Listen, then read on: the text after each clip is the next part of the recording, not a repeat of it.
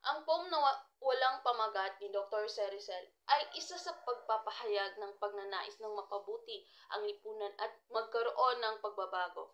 Makikita niyo sa larawang ito ang aking ginuhit.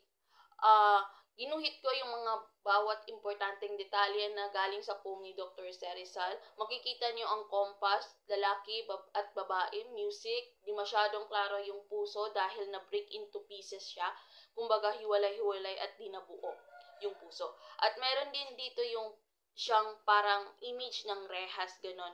So, ginamit ni Dr. Cerecel ang kanyang mga poem tulad ng poem na ito upang magsalaysay ng mga mensahe at mungkahi para sa kalayaan at pag-unlad ng Pilipinas noong panahon ng kolonyalismo.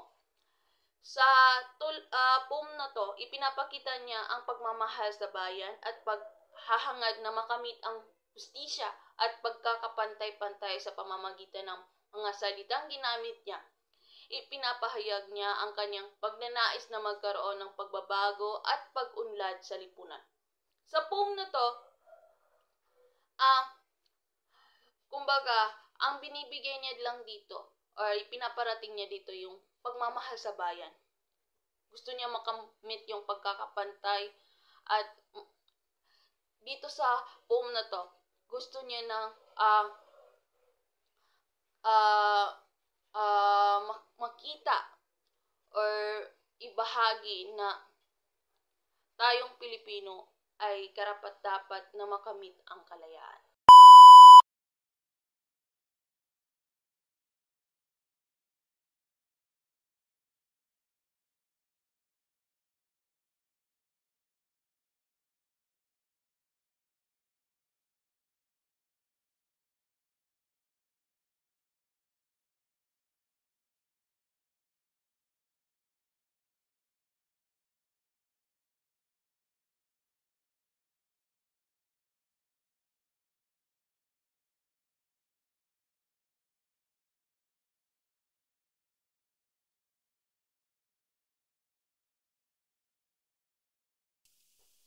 Ang tulang Our Mother Tongue ni Dr. Cerecel ay nagpapakita ng kahalagahan ng pagmamahal at pagpapahalaga sa sariling wika at kultura.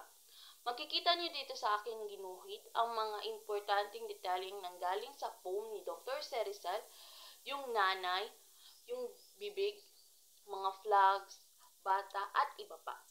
Sa poem na ito ay ipinapaalala nito na ang pagkakaroon ng sariling wika ay nagbibigay ng pagkakakilanlan at pagkakaisan sa isang bansa.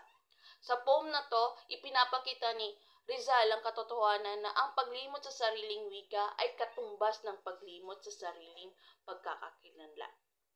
Napakahalaga ng wika sa pag-unlad ng isang bansa, tulad ng pag-unlad ng Japan na nagtutulungang gumawa ng mga makabuluhang pagbabago.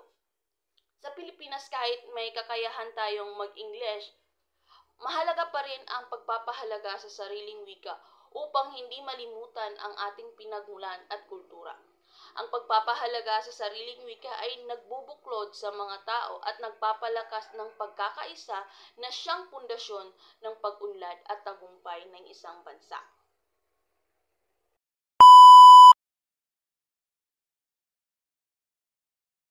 For You Beats High. This poem is written about Josephine Bracken, which is the wife of our hero, Dr. Cerecel. So, itong poem na ito is nagpapa-remind na no matter where she travels or happens, andyan pa rin si Dr. Cerecel, laging nakasubaybay sa kanya.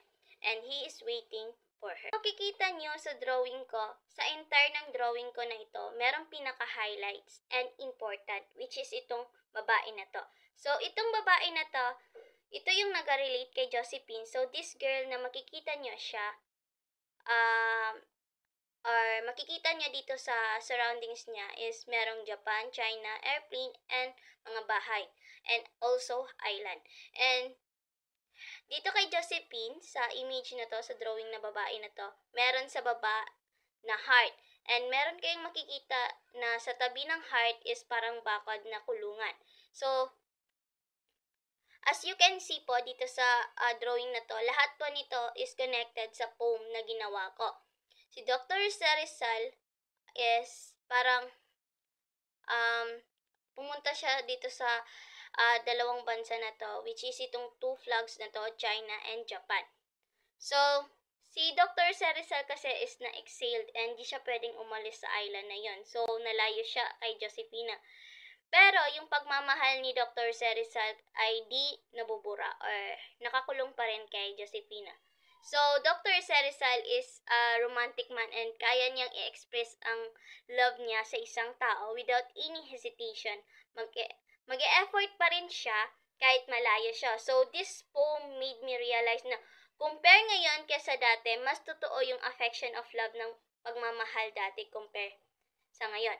Masyado na kasi tayong nababad sa technology. So, yung mga kabataan ngayon is kapag pumapasok sa relationships is parang di na good seryoso kasi dahil na rin sa technology, mabilisang communicate lang, agad na malalaman na kung sinasagot ba sila or hindi ng isang taong mahal nila. So, parang labas nun is parang easy to get na lang. Compare dati na, kailangan mo pa magsulat ng letter para magpadala dun sa minamahal mo. Tapos, hihintay nila ng 1 to 2 years or ang tagal nun. Kasi i-deliver pa sa kanila kasi hindi pa nga uso yung technology. So, kahit na malayo sila sa lugar nila, yung minamahal nila is naghihintay. So, doon pa lang is napapakita na nila yung effort nila doon sa minamahal nila. So, kumbaga, ang layo-layo na natin sa dating panahon compare sa ngayon. So, natutunan ko talaga dito sa poem ni Dr. Cerizal and made me realize talaga na kung mahal ka talaga ng isang tao, kaya kang pag-effortan yan kahit gaano ka man kalayo, kahit gaano ka katagal magsagot, is hihintayin at hihintayin ka pa rin niya and mamahalin at mamahalin ka pa rin niya. So, that's all. Thank you po.